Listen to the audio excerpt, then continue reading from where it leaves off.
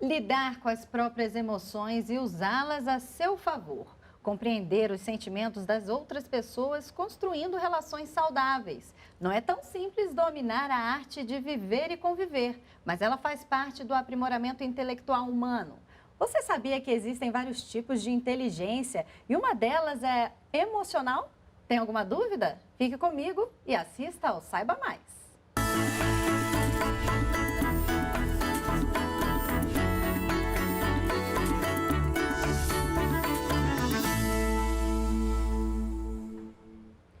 O nosso convidado de hoje é o Master Coach Gustavo Carvalho, especialista em neurociência e inteligência emocional. Bem-vindo. Obrigado, Lilian, pelo convite. É um prazer estar aqui com vocês. Ao falar de inteligência, logo a gente pensa em mente, razão, mas o ser humano não tem só inteligência racional, né? Não, pelo contrário. A inteligência emocional, ela tem sido um dos motivos de muito estudo, muita pesquisa, principalmente na atualidade.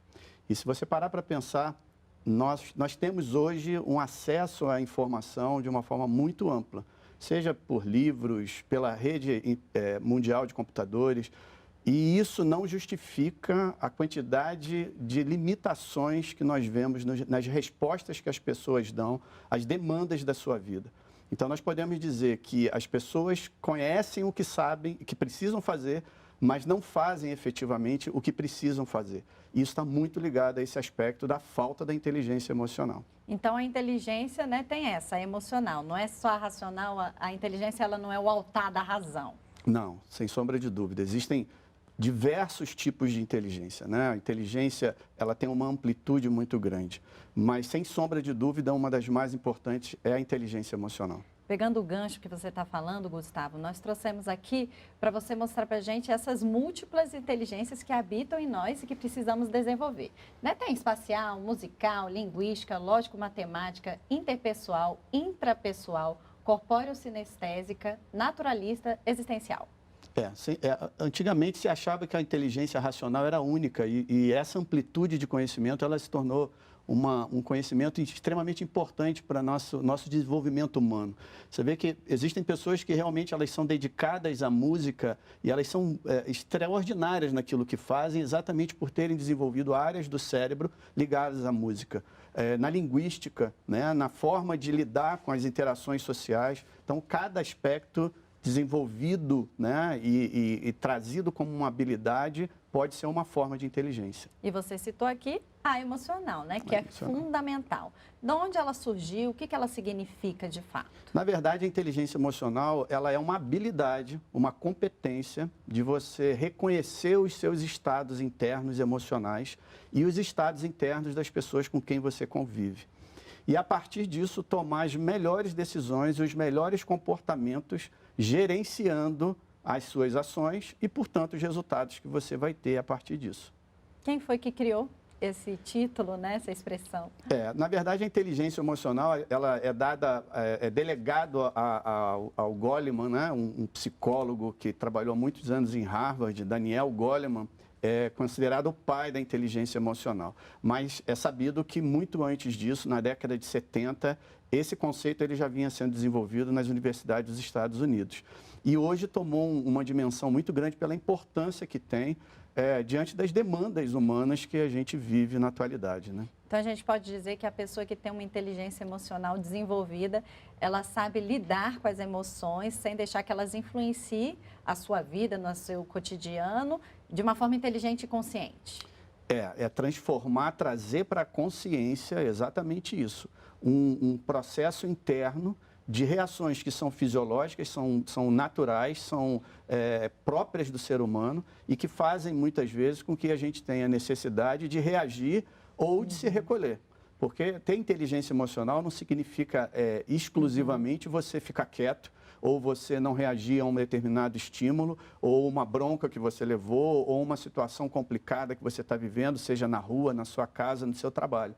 Pode ser você estar fervendo por dentro e não reagir. Mas pode ser você estar fervendo por dentro, mas reagir na dimensão e na proporção certa para que o resultado seja o melhor possível. Bom, a nossa primeira participação veio do exterior. O Yuri Pardi, de Londres, Inglaterra, nos enviou a seguinte pergunta. O termo em si não é contraditório? É inteligência ou emoção? Perfeito. O Yuri deu uma boa oportunidade para a gente esclarecer isso. Na verdade, inteligência emocional é um termo que ele não é 100% conhecido na sua verdade, né? Na neurociência, o que se entende é que emoção são reações fisiológicas que nós temos diante de um determinado estímulo. Pode ser visual, pode ser sinestésico, pode ser auditivo.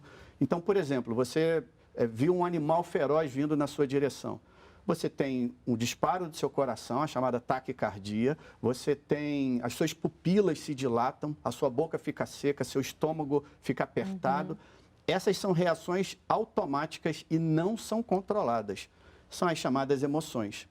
A partir do momento em que, por milésimos de segundo, o meu cérebro ele identifica o que está acontecendo, que aquela taquicardia é pelo medo daquele animal, eu estou racionalizando a minha emoção. Então, eu estou trazendo para o sentimento, eu estou classificando aquele sentimento. Aquela taquicardia tem um motivo, é o medo. Eu posso encontrar uma pessoa que eu sou apaixonado por ela e ter a mesma taquicardia. Só que eu não estou com medo daquela pessoa, estou apaixonado por aquela pessoa. Então, eu dou uma outra razão para aquela situação, para aquela emoção, que é o amor, a paixão. Então, emoção, ela é inconsciente, ela é automática. Sentimento, ele é consciente e completamente controlável, inclusive. Então, ela engloba uns domínios dos sentimentos. Isso. A inteligência emocional, na verdade, deveria se chamar inteligência dos sentimentos. Mas o termo ficou como inteligência emocional. E, querendo ou não, esses sentimentos liberam algumas substâncias no nosso organismo, né? Essas reações, tanto fisicamente falando, de ação, mas também até quimicamente, né? Sim, a gente tem que entender que nós somos uma farmácia ambulante. Então, todo o nosso corpo, o tempo inteiro ele está gerenciando determinados hormônios. E os nossos pensamentos geram sentimentos que geram liberações desses tipos de hormônios. Um exemplo, se você tem um sentimento de raiva, né? Passou por uma situação estressante no seu trabalho, você começa a liberar cortisol no seu organismo. Até um certo limite, esse cortisol é importante, mas ele vai, cronicamente, se transformar numa coisa estressante. Ele vai trazer estresse para você, vai abaixar a sua imunidade, vai aumentar o seu peso. Por outro lado, se você tem, como eu falei, uma sensação de amor por alguém, né? Um sentimento de amor, esse sentimento, ele libera ocitocina, que é um sentimento que é um hormônio ligado à empatia. Se você tem gratidão pelas coisas que acontecem na sua vida, você libera dopamina, que é um hormônio extremamente importante para a persistência e para o bem-estar da pessoa. Então, isso nos leva a entender também que os nossos pensamentos gerando sentimentos e sendo a inteligência emocional, né, a gerência disso, eu posso pensar melhor, eu posso sentir melhor e organizar melhor esses hormônios dentro de mim. Com base nisso que você está falando para a gente, Gustavo, vamos entender quais são os pilares, né, dessa inteligência emocional. Nós trouxemos também aqui uma arte para você pontuar com a gente quais são esses pilares, como desenvolver. Por exemplo, autoconsciência é essa capacidade, como a gente falou, de você perceber, ser honesto com você dentro dos teus sentimentos.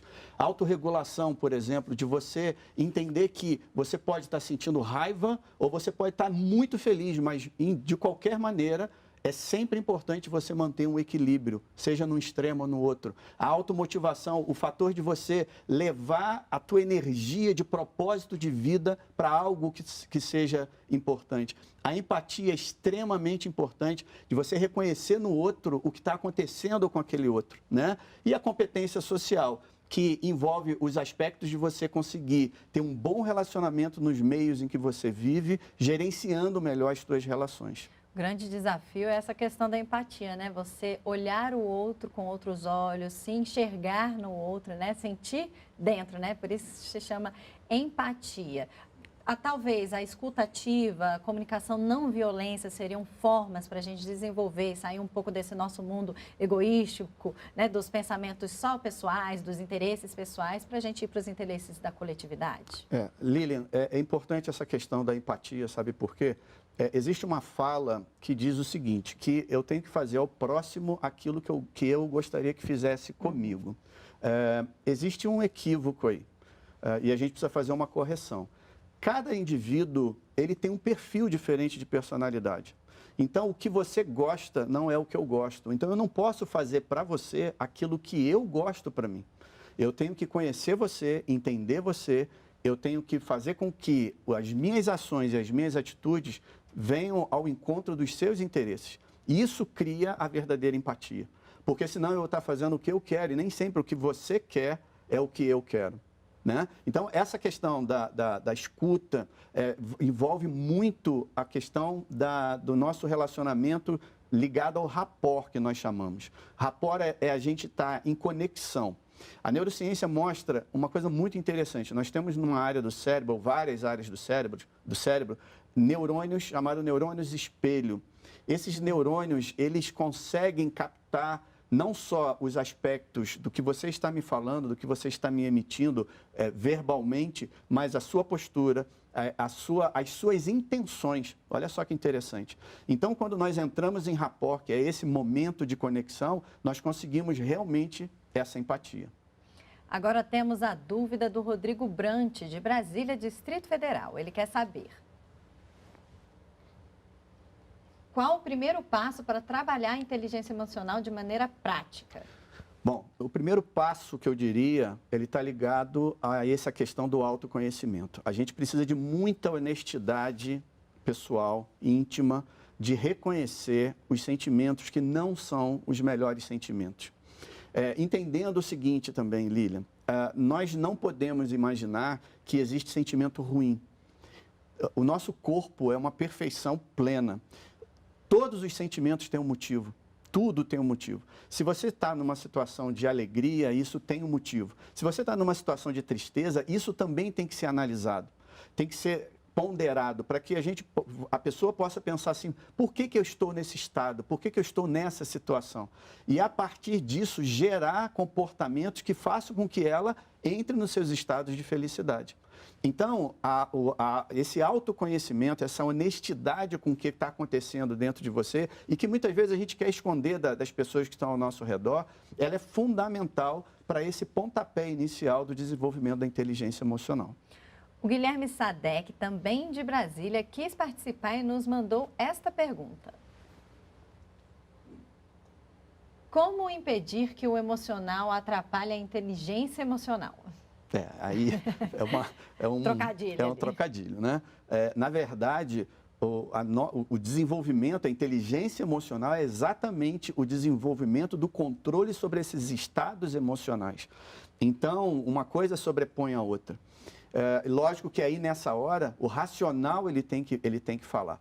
Nós temos que lembrar, e não posso fugir disso, nós temos uma área do nosso cérebro chamada sistema límbico, que é exatamente o sistema que gerencia essas emoções.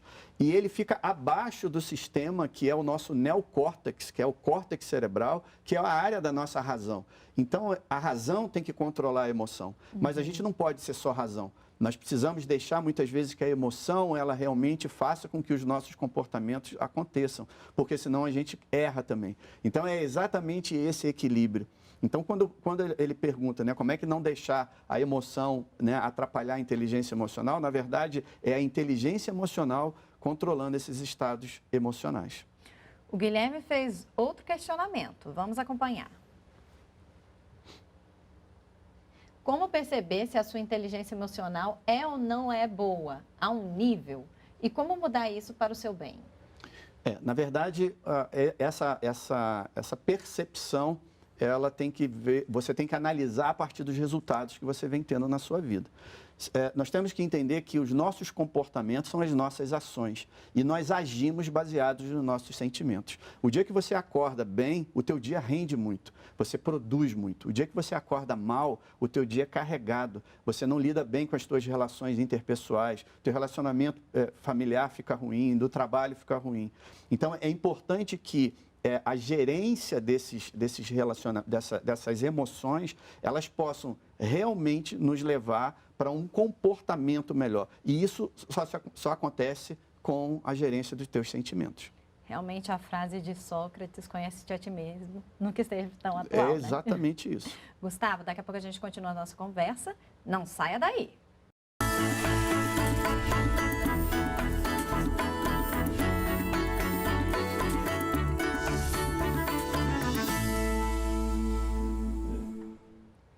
Estamos de volta com Saiba Mais. O tema de hoje é sobre inteligência emocional. Quem ficou muito interessada no assunto foi a Sheila Oliveira, de Palmelo, em Goiás. Como a inteligência emocional pode ser incentivada e desenvolvida em coletividades? A inteligência emocional ela tem que ser incentivada em coletividades a partir de um conhecimento mais amplo nos aspectos da educação desde a infância. Eu acho que a gente precisa estar divulgando isso, falando disso e desenvolvendo isso no aspecto do entendimento de que inteligência emocional não é uma coisa só individual, ela influencia a todos. Então, as respostas que nós temos na coletividade nada mais é do que exatamente aquilo que é a mudança interna que nós temos. A partir do momento que eu mudo, o meu mundo muda. Eu começo a enxergar as relações interpessoais de forma diferente. E como eu falei agora há pouco, os nossos neurônios espelho influenciam as outras pessoas. Então, se eu estou num bom estado emocional, num bom estado de inteligência emocional, isso toma um efeito em cascata. A gente sabe o quanto que nós somos influenciados pelo meio. Lília, nós somos a média das 5 pessoas com quem nós mais convivemos. E se essas 5 pessoas são pessoas que possuem inteligência emocional, nós vamos começar a distribuir uma carga positiva para a coletividade muito melhor. Nessa mesma linha de pensamento da Sheila, a Marina Carneiro também tem uma dúvida. Ela é aqui de Brasília.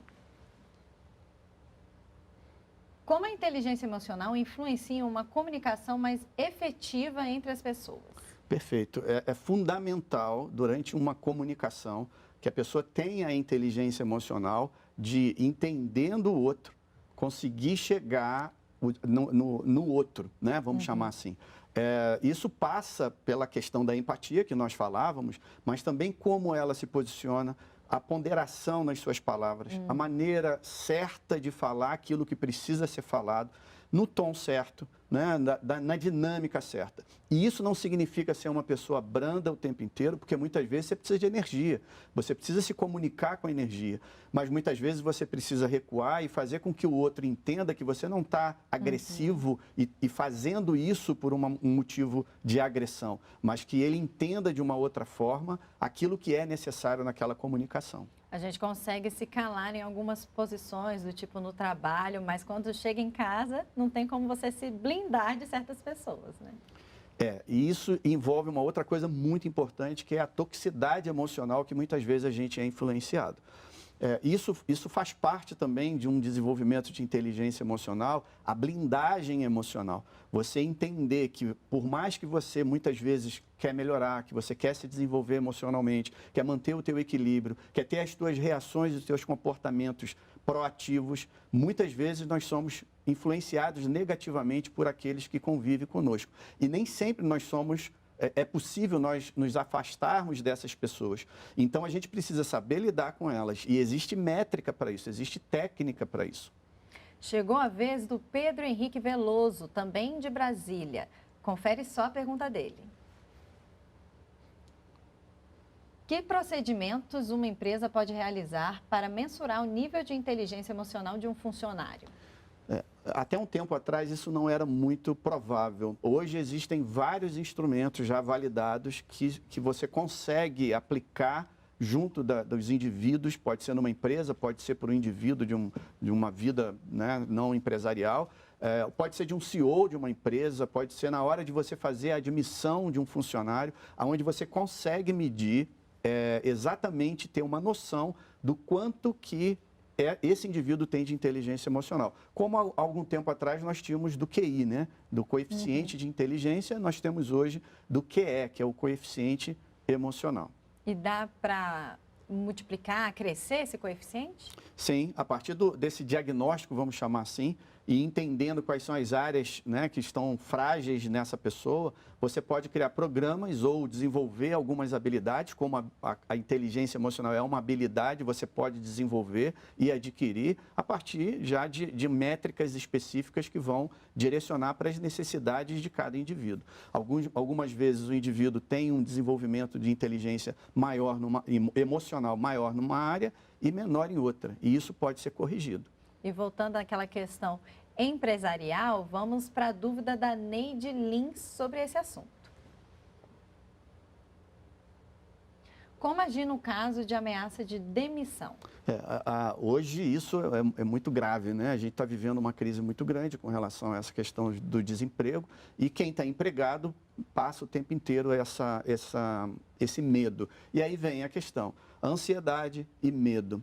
São duas situações em que muitas vezes a gente tem essa liberação hormonal muito negativa, como eu falei, do próprio cortisol, adrenalina, estressante, que nos limita na nossa saúde física e atrapalha toda a nossa dinâmica de vida.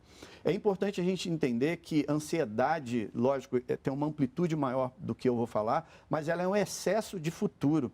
Você fica preocupado com algo que ainda não aconteceu. E o medo, muitas vezes, que esse medo irreal, esse medo que não afeta a sua condição física de sobrevivência, ele também é um medo que ele não te leva a nada. E muitas vezes gerenciar isso da melhor forma, dentro daquilo o que está dentro das suas mãos de ser feito, faça o seu melhor.